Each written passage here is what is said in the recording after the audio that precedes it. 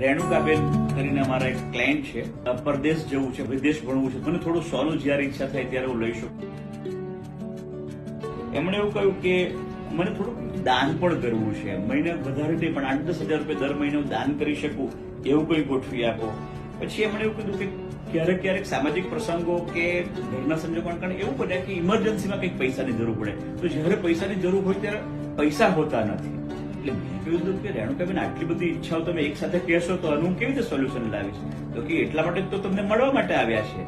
અને પછી તરત મેં કહ્યું કે બેન આ છે તમે જેટલી વાતો કરતા ને એ અમે એને વિશ લિસ્ટ કહીએ, એને તમારી પીગી બેંક કહેવાય. હું તમને જેટલા મુદ્દાઓ તમે બોલ્યા એ મુદ્દાઓને તમારી અમારા ત્યાં રોકેલી રકમ સાથે અલાયદા ગોલ સાથે જો એટેચ કરી દઈએ, તો આ પૈસા છે એ તમે ટ્રાવેલ માટે ઇન્વેસ્ટ કર્યા છે, આ પૈસા તમે લોન રિપેમેન્ટ માટે ઇન્વેસ્ટ કર્યા છે, બધું તમારું રોકાણ છે એને હું તમારા બધા હેતુ સાથે સાંકળી આપું.